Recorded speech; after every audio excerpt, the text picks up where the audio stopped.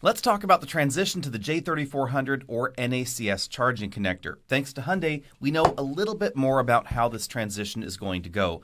But before we dive into that, let's also talk about some of the updates to the first new EV that's not a Tesla, but will have a Tesla charging connector on board. That is going to be the 2025 Hyundai Ioniq 5. Production has already started, and we now know how much it's going to cost. It's going to be $43,975, including destination, for the base model, and that's going to get a new battery pack. Actually, there are two new battery packs on board. There's a 63 kilowatt hour battery pack and an 84 kilowatt hour battery pack. Those are going to give you up to 318 miles of driving range in the Ioniq 5, so more range than we had before.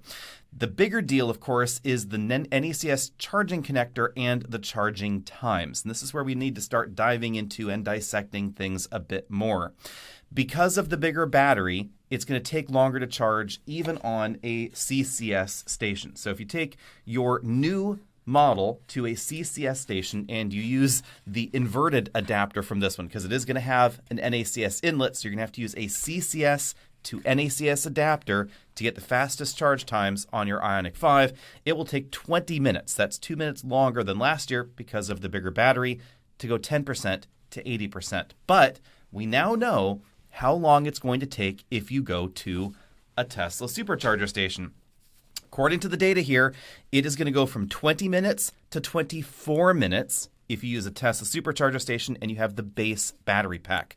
4 minutes extra it's about 20%. That's not the worst. It is longer, significantly longer in terms of percentage, but 4 minutes is not a big deal, especially considering the availability of supercharger stations, their location, and general reliability as well.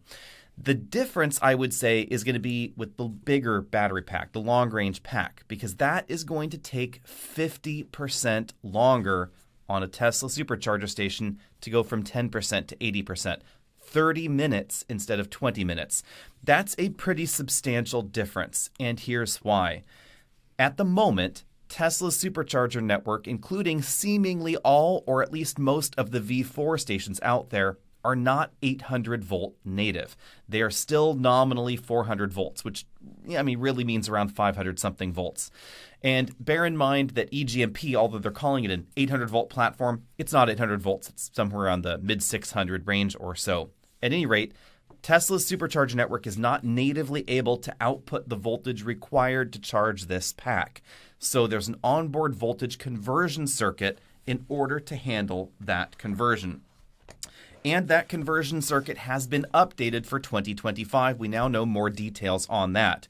So if you're charging on a V3 station, the peak rate through the conversion circuitry will be 135 kilowatts. That is a decent drop over the 257 kilowatts maximum on the new, bigger battery pack. And you'll get that on a CCS station. So oddly enough, even though we have NACS native, if you want to charge at the maximum speed, you need to actually find a CCS station. And that's simply because of the design of this system. And it's going to be substantially similar on any 800-volt EV that we see in the future and the Tesla network until Tesla updates the V4 station cabinets and, more broadly replaces V3 stations with V4 stations. So Porsche, certain Audi models, Lucid, etc., upcoming 800-volt EVs from Maserati, the Stellantis group, etc. Not all of their EVs will be 800 volts, but some of them will be. So in those newer 800-volt EVs, this could be a bit more of a problem. The good news, of course, is that every Ioniq 5 is basically going to come with something that looks right like this. This is not the official CCS to NACS adapter. This is an imitation one or an aftermarket one. But basically, this is what you're going to get with the purchase of every 2025 Ioniq 5, except for the Ioniq 5N. They have confirmed that the Ioniq 5N will continue to have a CCS inlet, not an NACS or J3400 inlet, because it is still going to be built in South Carolina. And the Ioniq 5, the rest of the lineup, that's going to be built in North America. There are some other important and interesting changes. We were able to confirm that the Ioniq 5 will charge at 277 volts AC. If you want to know why that's important, I have a separate video on the channel. Hopefully I'll put a link down there in the description. But 277 volt AC charging is going to make it significantly easier for commercial, light industrial, and certain retail locations, churches, schools, things like that, to install EVSEs on site at lower cost. And it'll be able to support more EVs charging. So if you're wondering why we don't find more charging stations at airports or schools or malls or things like that, this is part of why. But the NACS adapter or J3400 standard, that is going to help solve this problem because it's going to support 277 volt AC charging. There is a weird quirk, however. They were able to confirm that you will not actually be able to charge at the maximum charge rate at 277 volts. Although I'm still waiting for an exact explanation of why charging performance is reduced at 277 volts, here's what Hyundai has said. If you plug into a regular 240 volt AC source like you'll find at home, you'll get 10.9 kilowatts through the connector. Obviously, that's going to be reduced if you plug into a 208 volt source like you find in this commercial building here. Most commercial offices, when we're talking about split single phase output, it's 208, not 240. However, if you have access to 277 volt charging, you will oddly enough see a further reduction in charging performance, not because of the voltage, but because there's going to be current limiting going on, probably to help reduce overheating concerns inside the onboard charger. It looks like the charging rate will drop down to somewhere between 4 and 5 kilowatts. So that's a pretty significant reduction actually to support 277 volt charging. I'm waiting for official confirmation on this, and hopefully we will be able to do our own testing at some point in the future, because this is very different than we find in the Tesla lineup. In the Tesla lineup, when you plug into a 277 volt source, which is broadly supported across the Tesla portfolio, you will notice you will actually be charging faster than the onboard 11 kilowatt charger. You'll actually end up somewhere near 13 kilowatts. So it's going to take a lot less time at 277 volts. Unfortunately, again, we don't know the exact reason why, but we do know that charging performance is going to be reduced. And it sounds like Hyundai will support 277 volt charging via an adapter like a Tesla tap on existing Ioniq 5 models. We're still waiting for complete confirmation on that, but they did imply that that was going to happen. Hyundai has also said that they're making their own CCS to NACS adapters. They're not using Tesla's adapters, and they have confirmed that they're making their own inlets for the vehicle as well. So they're not buying Tesla components off the shelf. And that's because they plan on building a whole lot of EVs with this connector on board. Not only is the Ioniq 5 going to be getting it, future Hyundai and Kia models built in this new factory in the US are also going to be getting the new port. And that includes the EV9, future Kia models that are going to be moving to that plant, and of course the upcoming Ioniq 9 as well. Hyundai also confirmed, contrary to some speculation, that they will have supercharger access. There was some debate online that maybe they're going to have the port, but they're not going to actually have access to the superchargers.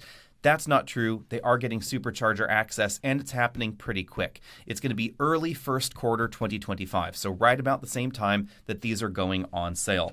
Unfortunately, unlike the Ford product line, it's not going to support plug-and charge with the Tesla network right away. So with your Ford Lightning, if you have everything set up properly, or your Mach-E, you plug it into a Tesla station, it's going to automatically recognize it just like it would a Tesla, automatically bill your account, etc. On the Hyundai side of things, that is going to happen later. It supports the hardware for that, but it's not going to be right on sale. The other thing they've confirmed is that the vehicle-to-load capability will continue. This is something we long expected because it's not exactly within the typical standard set. Every manufacturer has their own way that they're doing vehicle-to-load capability, so we're going to get a new adapter that will plug into the NACS inlet, just like it does on those existing models, and it will have a 120 volt outlet on the other side. That will be optional from a dealer, and it may happen a little bit later, but it is going to be directly supported. Like many of you, I'm sure, I'm really interested to see how this transition goes across the industry. Hyundai seems to be going just headfirst into this. The Ioniq 5, the upcoming Ioniq 9, future Kia models, and future Hyundai and Genesis models, all being built in their new mega factory, are going to have native the J3400 connector, and they're embracing all of the J3400 standards. So the vehicle-to-load capability, which is again a little bit extra standard, but that's going to be there. Plug-and charge capability, 277-volt support. Obviously, the higher current and higher charge rates, those are all going to be supported on the new inlets on the new Hyundai EVs.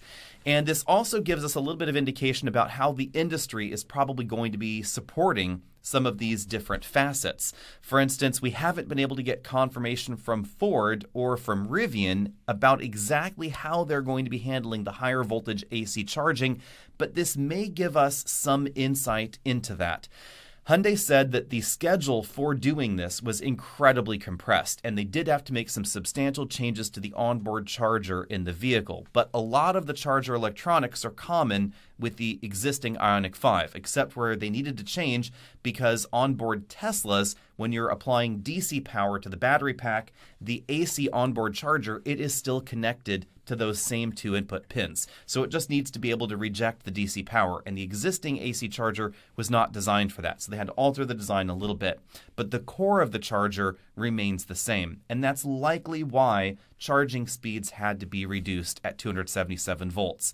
I could see that if 277 volt charging suddenly became a thing, like I really hope that it does, that we would see manufacturers redesigning their chargers for that eventuality.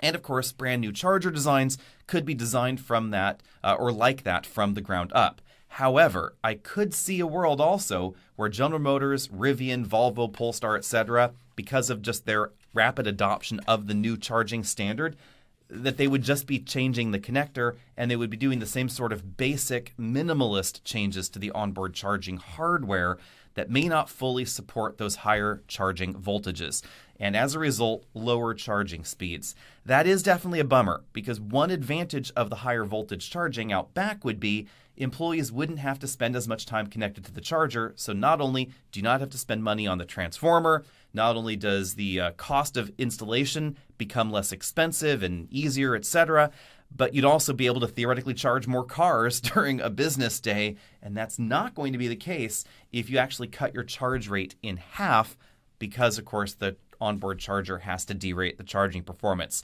That is a bit of a bummer, and that's the only red flag I see in this announcement. We're, again, waiting for complete details on this from Hyundai, and we'll be able to do our own testing, hopefully, shortly in 2025. See all of you later.